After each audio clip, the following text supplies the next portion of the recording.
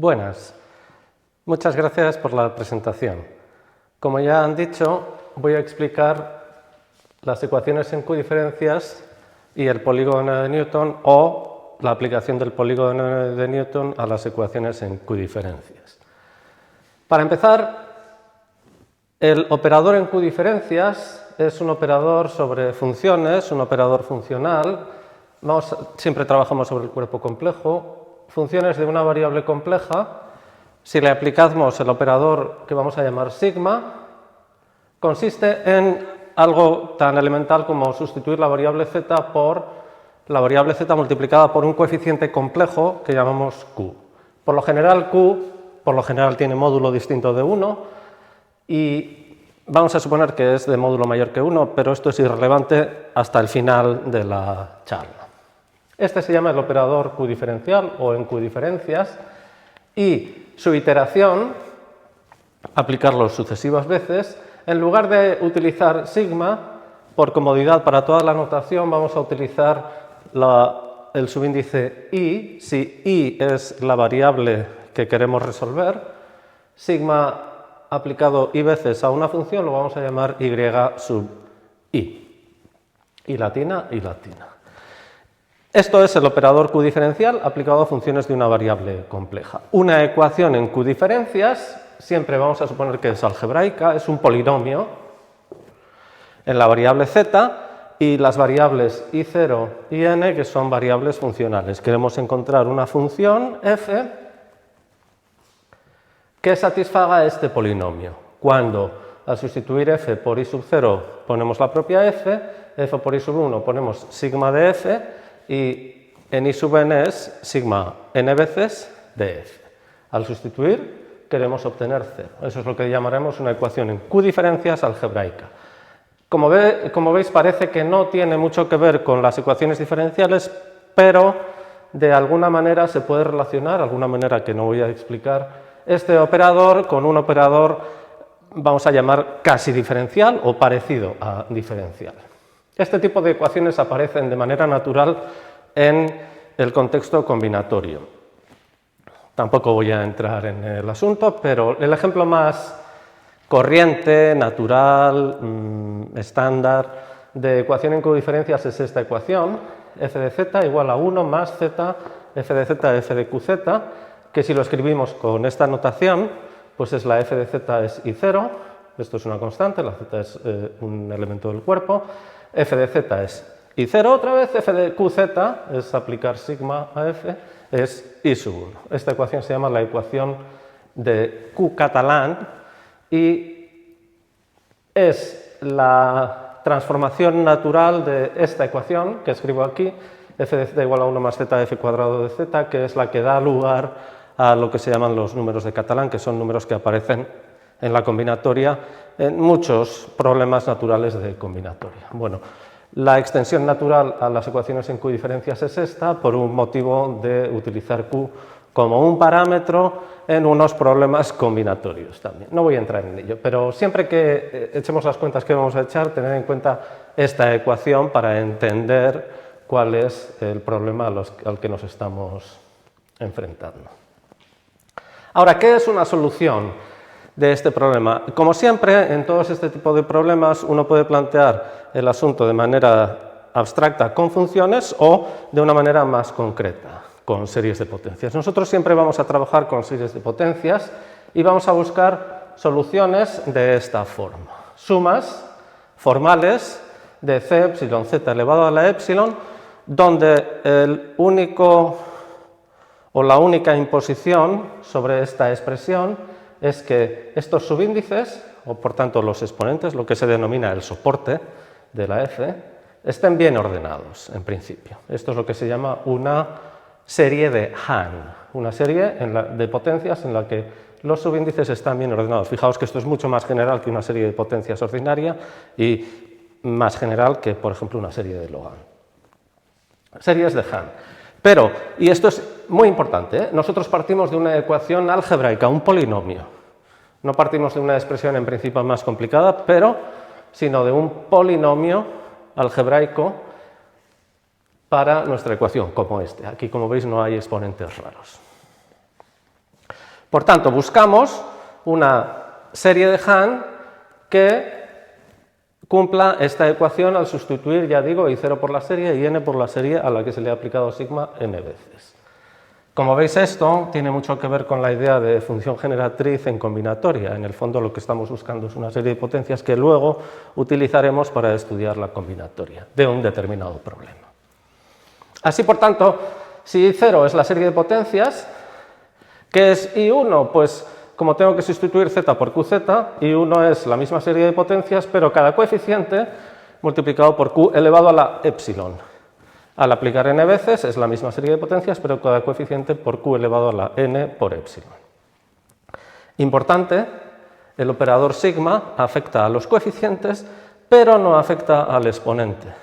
Fijaos que si en lugar del operador sigma pensamos en el operador diferencial, a f lo sustituyo por f', o lo llevo a f' como operador, ese operador afecta a los coeficientes, multiplico por el exponente de cada coeficiente, pero además, si estoy pensando en la derivada, el exponente le resto 1 al exponente. Así que el operador de derivada afecta al coeficiente al exponente. En este caso, no. En este caso, en las ecuaciones en q diferencias, el operador en q diferencias solo afecta al coeficiente. Lo que vamos a hacer siempre que uno trabaja con series de potencias es la idea general del método de coeficientes indeterminados, es decir, ir sustituyendo poco a poco. En lugar de sustituir a lo bestia y buscar todos los coeficientes que me cumplen determinada condición, voy a buscar un coeficiente y un exponente, voy a sustituir ese coeficiente y ese exponente en I sub 0 y por tanto en I sub n, más la variable correspondiente y voy a ver si encuentro o no encuentro una solución poco a poco, paso a paso. Como los exponentes están bien ordenados, pues empiezo por el primero. Si puedo arreglarlo, voy al siguiente. Si puedo arreglarlo, voy al siguiente, etcétera, etcétera. Primera idea, ¿qué es una solución? Una solución es algo que cumpla que esto sea igual a 0, pero como yo voy coeficiente a coeficiente, las i's no me van a desaparecer nunca. Una solución de P, cuando voy coeficiente a coeficiente haciendo esa sustitución, es lo mismo que sustituir I0 más fcz y n más f de q a la nz. ¿Y qué tiene que ocurrir? Esto ya no da 0. Es una solución si al sustituir lo que me aparece está en el ideal de las i's. Eso es lo que voy a mirar. En el ideal de las i's no hay no hay zetas sueltas. Hagamos la sustitución en un monomio. Vamos poco a poco, vamos a hacer la sustitución primero en un monomio. Si yo tengo este monomio y sustituyo esto, ¿qué me aparece? En principio parece muy complicado, pero aquí lo importante va a ser lo siguiente. Sustituyo y entonces la z a la i me queda, el coeficiente me queda. Por supuesto, como tengo exponentes, me aparece un sumando en lo que estoy haciendo cada exponente, sustituyo por todas las posibilidades menores que él.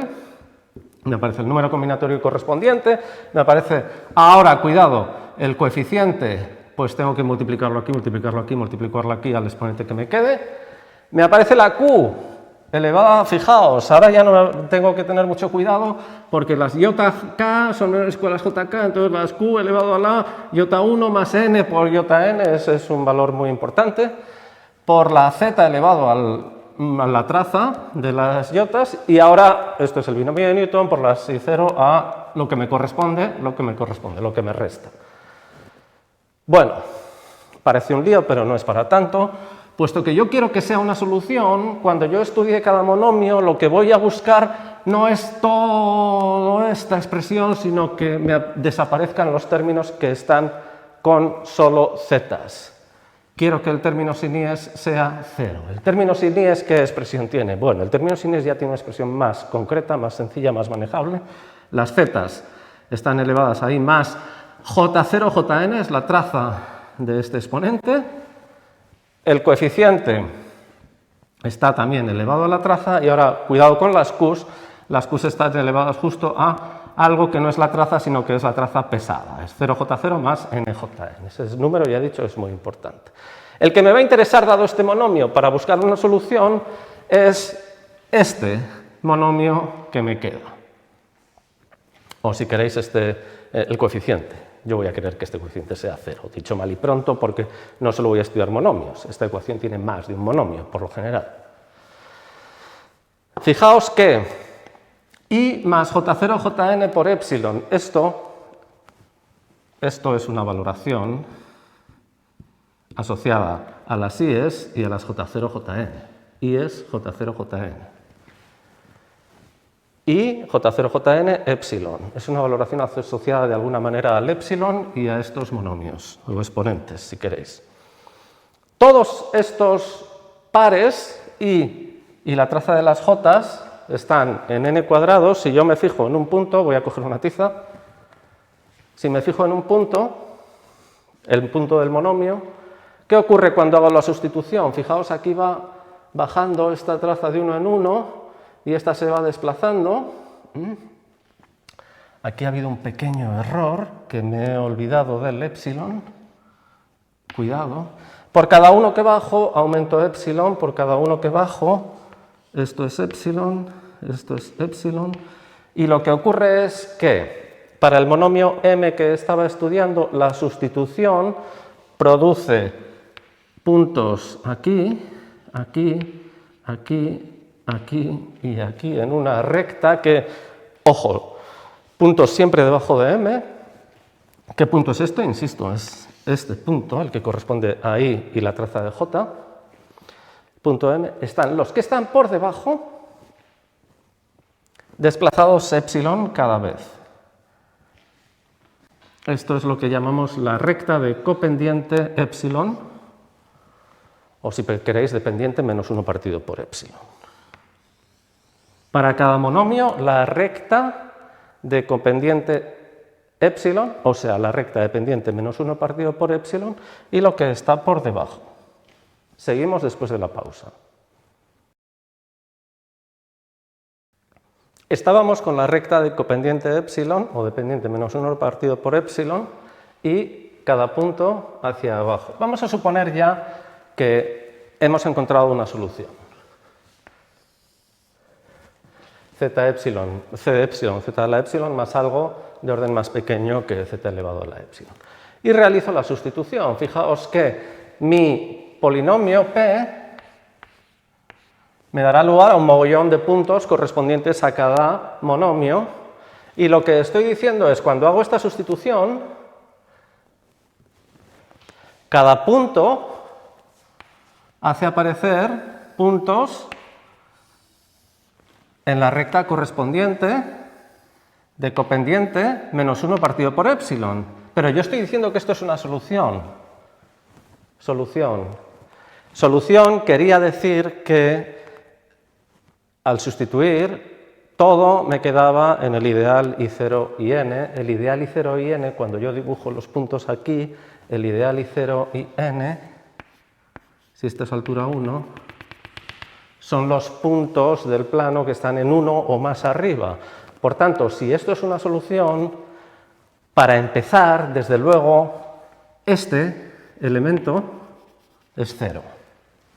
Al sustituir, ese elemento tiene que desaparecer, ese punto tiene que desaparecer. Pero ese punto es el punto que está, fijaos, es el punto que está más a la izquierda,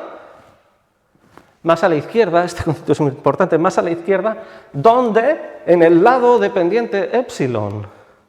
Es decir, si yo busco una solución, la solución tiene que estar en un lado de una determinada pendiente, de la pendiente del monomio inicial, del exponente del monomio inicial, lo más a la izquierda posible, pendiente y más a la izquierda posible, pendiente y más a la izquierda posible. Es decir, si yo considero todos estos puntos, digo, más a la izquierda, es decir, lo de la derecha no me interesa, lo de la derecha no me interesa, y más a la izquierda posible es lo que tengo que hacer es todo lo que quede, los lados que queden más a la izquierda posible. Eso es lo que se llama la envolvente convexa, no de los puntos, sino de los puntos con...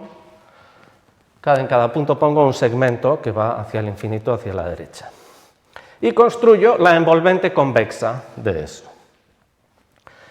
¿Qué me queda? Me queda polígono, un conjunto finito de lados y vértices unidos, que además es convexo, porque construye la envolvente convexa.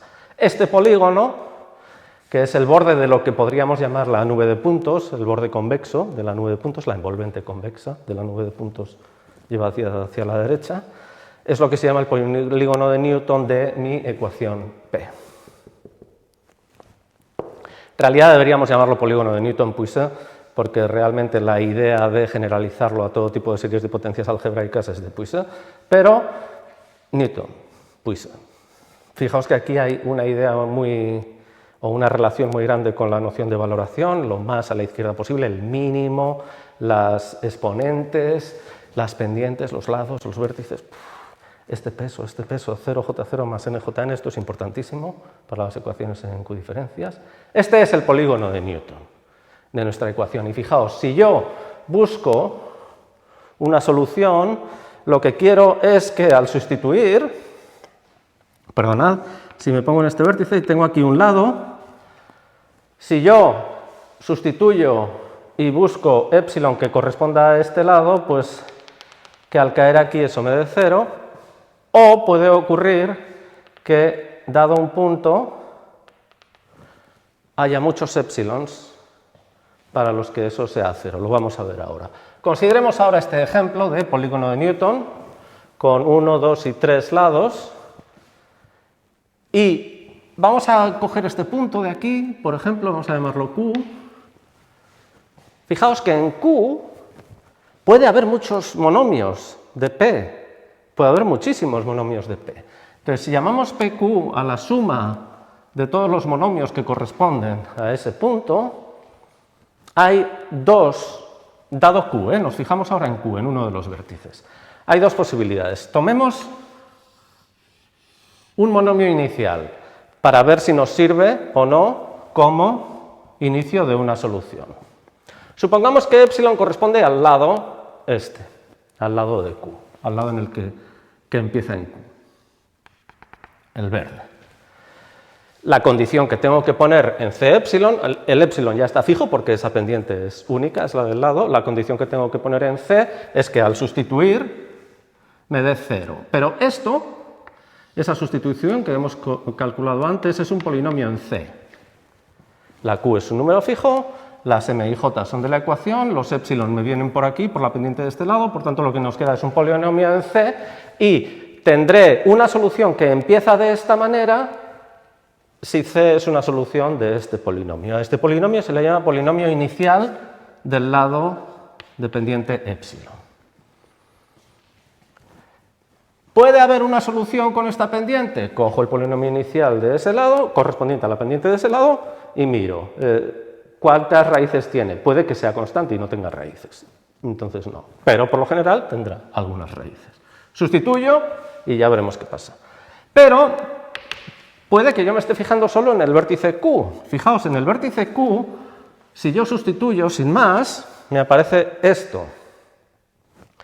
Y, claro, podría ser que hubiera una pendiente aquí entre la de este lado y la de este lado, un epsilon, para el que esta expresión, que es la expresión que me queda al sustituir aquí, fijaos que aquí solo hay monomios que estén a esa altura, y al sustituir todo esto me queda más o menos igual. M y J por Q elevado a la, y esto es lo único que cambia, epsilon. Podría ocurrir que hubiera epsilons entre esta pendiente y esta pendiente, para lo que esto fuera 0. Pero esto, aquí la incógnita es epsilon, muy importante.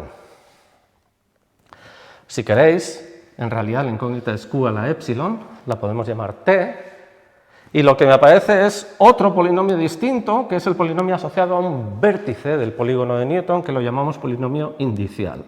Si este polinomio tiene raíces, eso quiere decir que hay pendientes entre esta y esta, para las cuales también tengo una posible comienzo de solución.